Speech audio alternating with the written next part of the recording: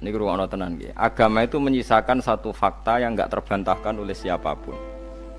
Gini ku misalnya begini, sampean saya tanya, orang itu kalau mati itu karena apa? Rohnya dicabut kan? Rohnya dicabut, terus disebut mati. Lalu yang mati itu apa?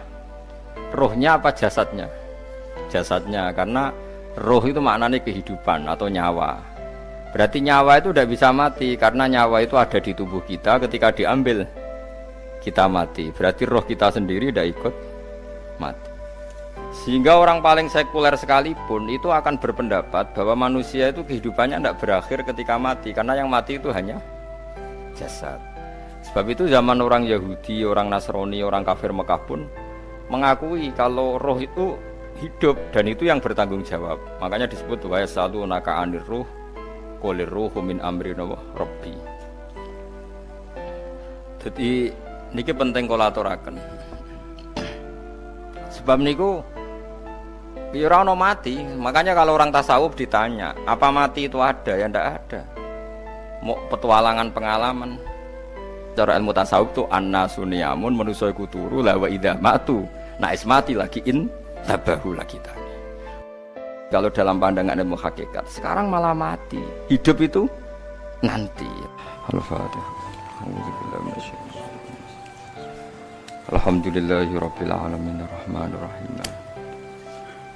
Shiratal mustaqim shiratal ladzina an'amta 'alaihim ghairil maghdubi 'alaihim.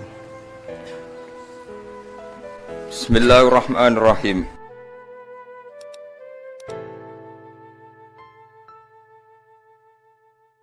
Terus ngendikane para ulama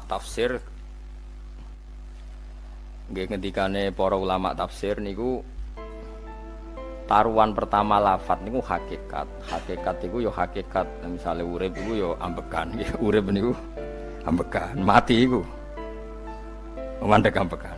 Kita takoki misale takrife mati iku piye?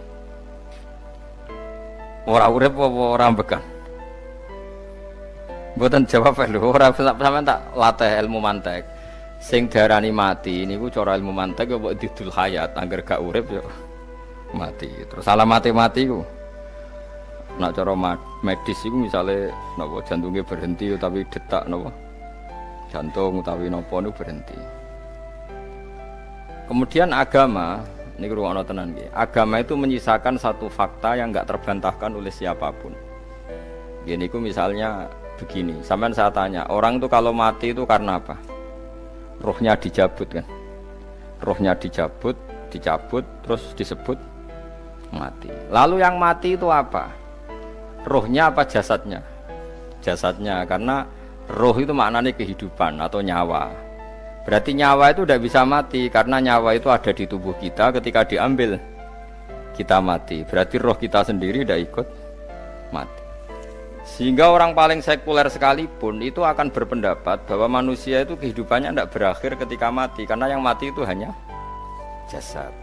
Sebab itu zaman orang Yahudi, orang Nasrani, orang kafir Mekah pun mengakui kalau roh itu hidup dan itu yang bertanggung jawab. Makanya disebut wa yasalunaka 'anir ruh qolir ruhu min amri rabbi. Jadi niki penting kula aturaken. Sebab niku ya ora ono mati. Makanya kalau orang tasawuf ditanya, apa mati itu ada? Ya ndak ada. Mau petualangan pengalaman. Cara orang tasawuf fisik kita ini problem, gara-gara kita punya fisik kita jadi goblok.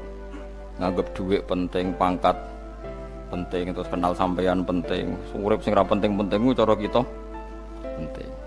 Tapi nanti kita kecewa sekali dengan kehidupan ini, sangat-sangat kecewa karena yang kita penting ternyata ndak penting. Misalnya begini, nanti sampean akan tahu makna ayat yang disebut di surat Ar-Rum. Oke, kita goblok dulu ya. Nggih, pokoke latihan goblok sik, engko bar goblok terus pinter. Engko gobloknya gak masalah, sementing ini pokoke latihan sik. Tak jamin ilmu saya ini benar dalam konteks ini. Misalnya ora benar terus ya tahu bener. Sampeyan tak bedheki ya, wong mati iku berarti dicabut rohnya, terus roh sendiri mati ndak? Ndak.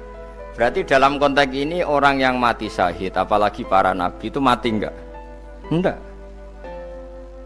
Sehingga istilahnya Allah, orang yang mati syahid ya tidak mati, para nabi ya tidak mati. Sebetulnya kita pun yang fasik itu ya tidak mati. Cuma karena kita ini rohnya itu mungkin buruk, dikekang oleh malaikat, dipelindes, dipenjara sehingga gak iso berkeliaran. Beda nak para nabi iso jalan-jalan. Mulane masyhur Kanjeng Nabi ngendikan ketika beliau mau kabundut itu, sahabat mau nangis, jare Nabi malah dawe ringan. Malah apik cung aku nak mati jare. Kok gitu ya Rasulullah? Masyhur itu hadisnya itu, hayati khairun lakum wa mamati ya khairul lakum. Aku mati ya apik, urip ya apik.